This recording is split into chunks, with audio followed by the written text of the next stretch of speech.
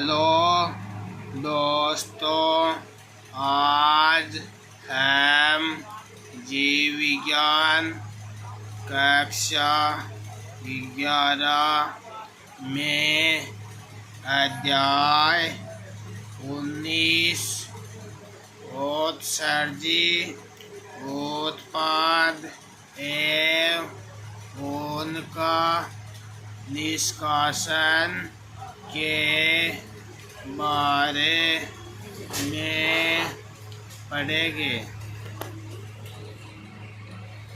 प्राणी उपापचय अथवा अत्यधिक अंतःगरण जैसी क्रियाओं द्वारा अमोनिया, यूरिया, यूरिक अम्ल, कार्बन डाइऑक्साइड, जल और अन्य आयन जैसे sodium, potassium, chlorine, phosphate, sulphate आदि का संचय करते हैं। प्राणियों द्वारा इन पदार्थों का पूर्णतः या आंशिक रूप से निष्कासन आवश्यक है। इस अध्याय में हम इन पदार्थों के साथ साधारण नाइट्रोजनी अपशिष्टों के निष्कासन का अध्ययन करेंगे। यूरिया और यूरिक है, इनमें अमोनिया सर्वाधिक आविष टॉक्सिक है और इसके निष्कासन के लिए अत्यधिक जल की आवश्यकता होती है। यूरिक अम्ल कम टॉक्सिक है और जल की कम मात्रा के साथ निष्कासित किया जा सकता है। अमोनिया के उत्सर्जन की प्रक्रिया को अमोनिया उत्सर्जन प्रक्रिया कहते हैं। अनेक अस्थिर मछलियों, उभयचर और जलीय कीट अमोनिया उत्सर्जी प्रकृति के हैं।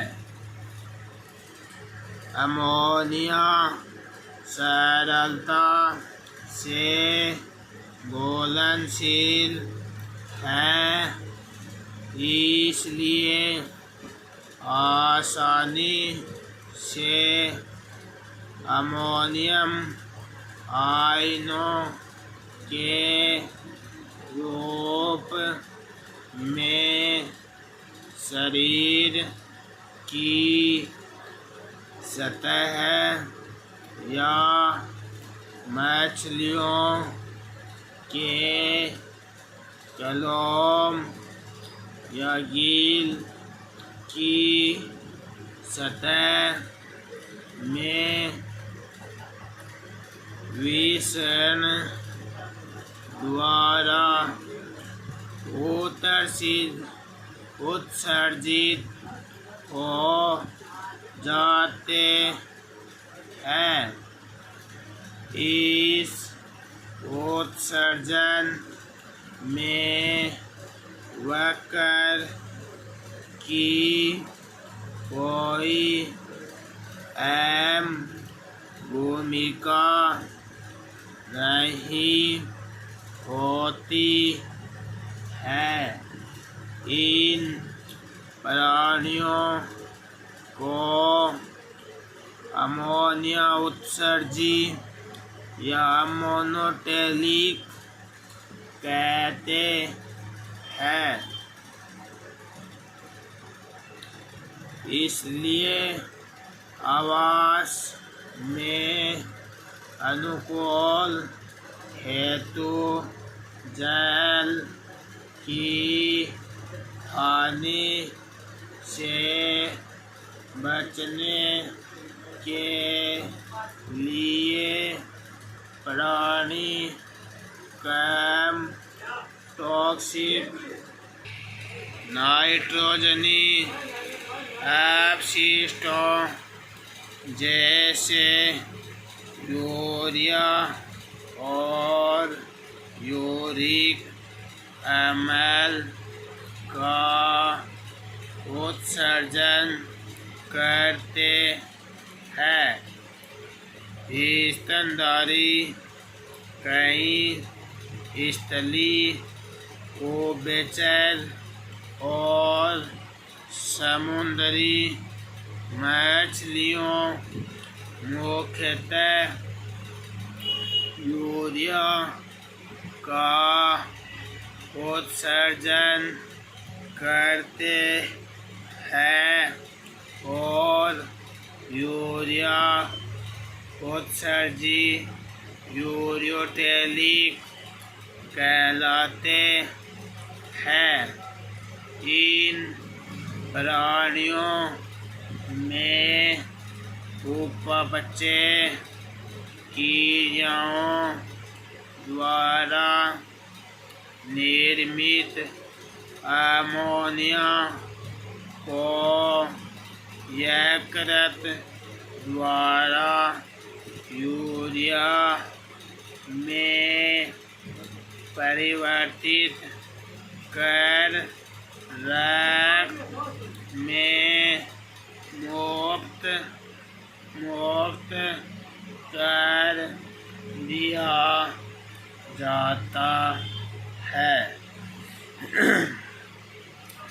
जिसे वर्कों द्वारा निषेधन के पश्चात उत्सर्जित कर दिया जाता है।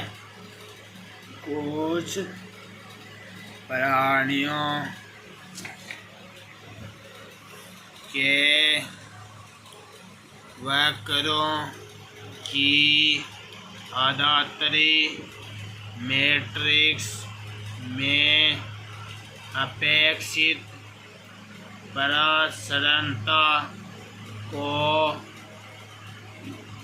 बनाए रखने के लिए यूरिया की कुछ मात्रा रह जाती है।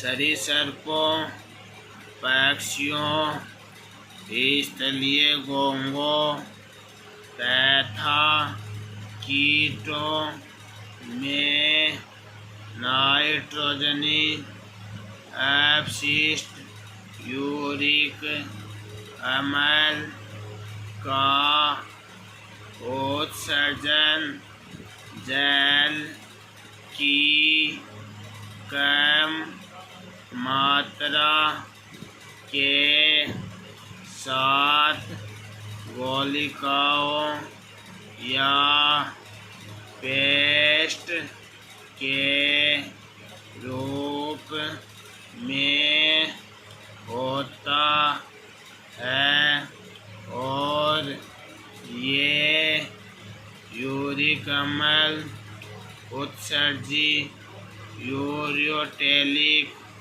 कहलाते हैं। प्राणी जगत में कई प्रकार के उत्सर्जी अंग पाए जाते हैं। अधिकांश अकशेरुकियों में यह संरचना सरल नलिकाकार रूप में होती है, जबकि कशेरुकियों में जटिल नलिकाकार अंग होते हैं, जिन्हें वक्र कहते हैं। इन संरचनाओं के प्रमुख रूप नीचे दिए गए हैं। आदिवक्र प्रोटोनेफ्रिडिया या ज्वाला कोशिकाएं प्लेटी हेल्मिट चपटेकर्मी जैसे प्लेनेरिया रोटिफर कोच एनेलिन सिफेलोपोडेट एम्फिओक्सस आदि में उत्सर्जी संरचना के रूप में पाए जाते हैं। आदिवक्र प्राथमिक रूप से आयनों व द्रव्य के आयतन नियमन जैसे प्रसरण नियमन से संबंधित है। केंचुए व अन्य एनेलिन में नलिकाकार उत्सर्जी अंग वक्रक पाए जाते हैं। वक्रक